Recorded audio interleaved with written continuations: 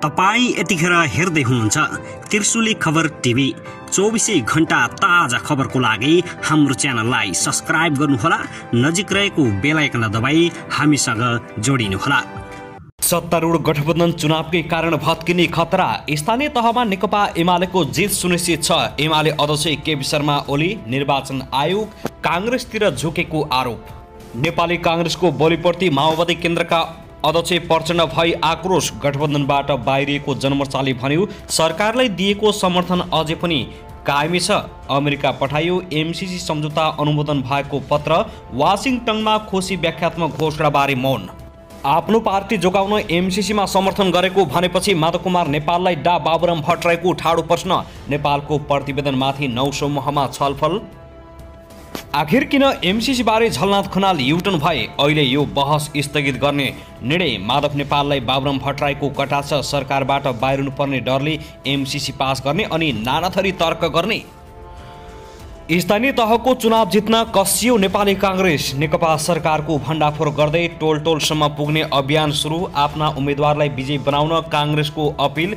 MCC बारे भरम चिर्न जनताको घर घरमा पुग्ने र निर्वाचन आयोगले मतपत्रको रंग फेर्नुपर्ने आवश्यकता नभएको ओलीको दावी। माओवादीबाट निर्वाचित रङ्गलीका मेयर र उपमेयर नेकपा एमालेमा प्रवेश। बिस्तारै बिस्तारै एमालेमा प्रवेश गर्नेको लहरको माओवादीमा खैला बैला। अब हेर्नुहोस् पूरा समाचार।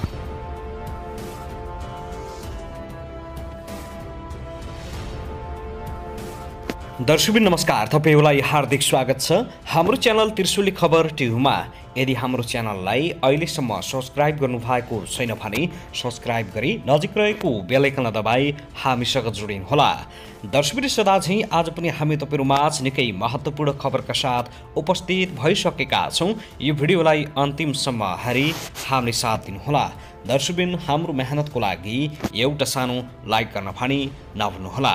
कहाँदेखि हेर्दै हुनुहुन्छ, के भन्न चाहनुहुन्छ? पछिल्लो समयमा एमसीसी पास भए लगतै राजनीतिक दलहरू स्थानीय तहको निर्वाचनमा होमिएका छन्। यता नेकपा कम्युनिस्ट पार्टी नेकपा एमालेका अध्यक्ष केपी शर्मा ओलीले स्थानीय तहको निर्वाचन एमालेले जित्ने सुनिश्चित भएको दावी गर्दै आइरहेका छ भने उता नेपाली कांग्रेसले जित सुनिश्चित गर्ने बताइरहेको छ। कुनै पनि हालतमा एमसीसी पास गरे तापनि एमसीसी राष्ट्रहितको लागि भन्दै नेपाली कांग्रेसले स्थानीय तह सँगसँगै सबै चुनाव नेपाली कांग्रेसले जित्ने र फेरि 5 वर्षको लागि सरकारमा आउने ठकुवा गर्दै आइरहेको छ। बाँकी राजनीतिक दलहरू भने चुनाव जित्ने त परै जाओस्, कसरी आफ्ना पार्टीका कार्यकर्ता एमाले र कांग्रेसमा प्रवेश गर्नबाट रोक्ने भन्ने दौडधुपमा लागिरहेका छन्। यो विषयमा तपाईको धारणा कमेन्ट गर्नुहोला। दर्शकबिन आउनुहोस् अब पहिलो खबरतर्फ लागौं। सरकारले अमेरिकी सहयोग New Millennium Challenge Corporation MCC मुख्यालयलाई संसदबाट एमसीसी नेपाल कम्प्याक्ट अनुमोदन भएको औपचारिक जानकारी गराएको छ। अर्थ मन्त्रालयले गत सोमबार वाशिङटन स्थित एमसीसी मुख्यालयलाई पत्र पठाएर एमसीसी सम्झौता संसदबाट अनुमोदन भएको अवगत गराएको हो। अर्थ मन्त्रालयले एमसीसी मुख्यालयलाई लेखेको पत्रमा संसदबाट अनुमोदित 12 बुँदे व्याख्यात्मक घोषणा पनि समावेश भएको छ। अर्थ सचिव मधु बरासिनीले संसदबाट एमसीसी सम्झौता अनुमोदन भएको सम्बन्धमा एमसीसी मुख्यालयलाई पत्र मार्फत जानकारी गराइएको बताएका छन्। फागुन 15 गते संसदले एमसीसी नेपाल कम्प्याक्ट बहुमतले अनुमोदन गरेको थियो। साथै संसदमा एमसीसी बारे व्याख्यात्मक घोषणा समेत सार्वजनिक गरिएको थियो।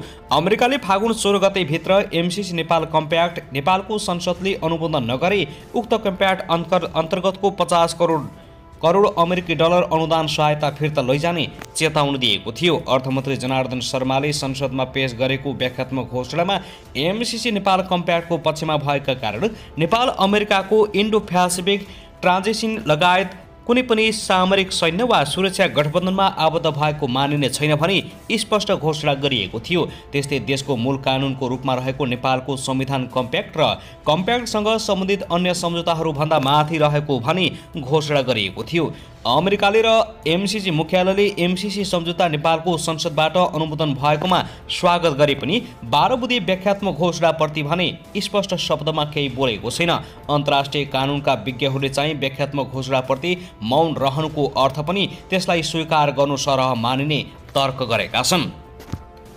त्यसैगरी यता भने सत्तारूढ नेकपा एकीकृत समाजवादीका अध्यक्ष माधव कुमार नेपालले पार्टीको अस्तित्व र एमाले कारबाही गर्न खोजेका आफूसहित 14 जना सांसदको पद जोगाउन आफूले अमेरिकी अनुदान सहायता सम्झौता एमसीसी अनुमोदनमा सहमति जनाएको बताएपछि सत्ता साझेदार जनता समाजवादी पार्टीका जसपाका सङ्घीय परिषद अध्यक्ष डाबाबुराम भट्टराईले टिप्पणी गरेका छन्। डाबाबुराम भट्टराईले एमसीसी राष्ट्रिय हितमा भएकाले पास गरेको कि आफू सरकारबाट बाहिरिनु पर्थ्यो भनेर हो भने अध्यक्ष नेपाललाई प्रश्न गरेका छन्।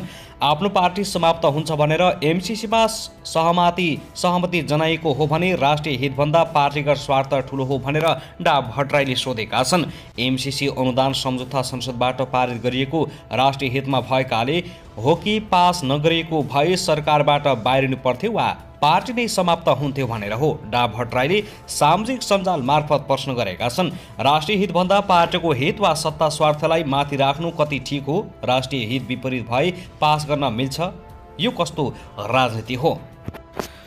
त्यसैगरी आगामी निर्वाचनमा गठबन्धन नगर्ने भन्दै नेपाली कांग्रेसका शीर्ष नेताहरूले दिएको अभिव्यक्तिप्रति नेकपा माओवादी केन्द्रका अध्यक्ष पुष्पकमल दाहाल प्रचण्डले आपत्ति जनाएका छन्। नेकपा माओवादीकै बलमा कांग्रेसको नेतृत्वमा सरकार बनेको स्मरण गर्दै उनले अपमानजनक रूपमा कांग्रेसका नेताहरूले दिएको अभिव्यक्तिप्रति असन्तुष्ट जनाएका हुन्। एमसीसी सम्झौता संसदबाट पारित गर्ने क्रममा कांग्रेसका सांसद डा मिनेन्द्र रिजालले माओवादीलाई नीतिलाई लक्षित गर्दै अभिव्यक्ति दिएका थिए। रिजालको अभिव्यक्तिले नेकपा माओवादीका नेताहरू असन्तुष्ट बन्दै आइरहेका छन्। अन्तिम अवस्थामा माओवादीले एमसीसी पारित गर्ने निर्णय गरेको भन्दै रिजालले संसदमा माओवादीको धज्जी उडाउने गरी अभिव्यक्ति दिएका थिए। आजको यो समाचार नेपाल समाचार पत्र दैनिकबाट प्रकाशित गरिएको छ। साथै सरकारले स्थानीय तहको निर्वाचन तोकिसकेको छ भने मङ्सिरमा प्रादेशिक र सङ्घीय चुनाव गर्नुपर्ने संवैधानिक बाध्यता छ। स्थानीय तह निर्वाचनलाई केन्द्रित गर्दै सरकारको नेतृत्व गरेको दल नेपाली कांग्रेसले चुनावी अभियानको घोषणा गरेको छ भने सबैभन्दा ठूलो दल नेकपा एमाले पनि चुनावी अभियानलाई तीव्रता दिएको छ। तर सत्ता सहयात्री दल नेकपा माओवादी र एकीकृत समाजवादी भने चुनावी अभियान भन्दा पनि वर्तमान गठबन्धनलाई तिनी तहको चुनावसम्म लैजाने भन्दै गठबन्धनमा जोड दिँदै आइरहेका छन्, जुन विषय कांग्रेसभित्र एकमत छैन। अमेरिकी सहयोग परियोजना एमसीसीलाई लिएर सत्ता गठबन्धनभित्र अविश्वासको वातावरण सिर्जना भएको थियो। चुनावी तालमेललाई लिएर सत्ताधारी दलबीच भिन्नै अभिव्यक्ति आउन थालेपछि गठबन्धनको भविष्य नै अनिल हुन थालेको छ। गठबन्धनको पक्षमा विशेष गरी एकीकृत समाजवादी रहेको छ। पार्टी विभाजन गरेर नयाँ बनाउँदा उसको देशव्यापी संगठन निर्माण भएको छैन भने गठबन्धन नगर्ने हो भने आगामी स्थानीय तह निर्वाचनमा आफूसँग भएका कार्यकर्ता पनि एमालेतर्फ जाने भन्दै एकीकृत समाजवादीका अध्यक्ष माधव कुमार नेपालले चुनावमा गठबन्धन हुनुपर्ने बताउँदै आइरहेका छन्। उनले बुधबार पार्टी केन्द्रीय कमिटी बैठकमा केन्द्रीय नेताहरूलाई स्थानीय तहको निर्वाचनमा मिलेर जाने सहमति भइसकेको सुनाएका थिए। सोही समयमा सत्ताको नेतृत्व गरिरहेको दल नेपाली कांग्रेसले पार्टी कार्यालयमा स्थानीय तह निर्वाचन लक्षित गर्दै 1 महिने अभियानबारे जानकारी दिन पार्टी कार्यालय सानिपामा आयोजित पत्रकार सम्मेलनमा उपसभापति पूर्णबहादुर खड्काले गठबन्धन गरेर जानेबारे निर्णय भइ नसकेको बताएका छन्।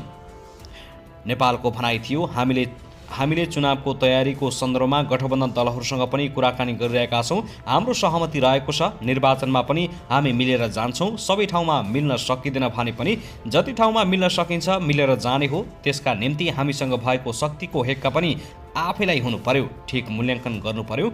अरू पार्टीको शक्ति कति छ त्यसको पनि जानकारी हुनु पर्यो।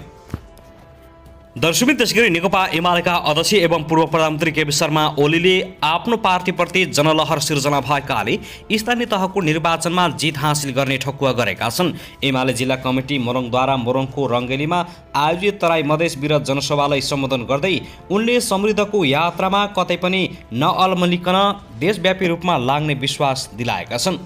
अध्यक्ष ओलीले जन्मसिद्ध आधारमा नागरिकता प्राप्त गरेका नागरिकका सन्तानले नागरिकता पाउनुपर्ने भन्दै नागरिकताको समस्या समाधान गर्नुपर्नेमा जोड दिएका छन्। एमाले भित्रको घोषपैठले पार्टी सरकार विस्थापित भएको बताउँदै अध्यक्ष ओलीले पार्टीमा गलत काम गर्नेहरू चिनिएकाले उनीहरूलाई जनताले ठेगान लगाउनुपर्ने बताएका छन्।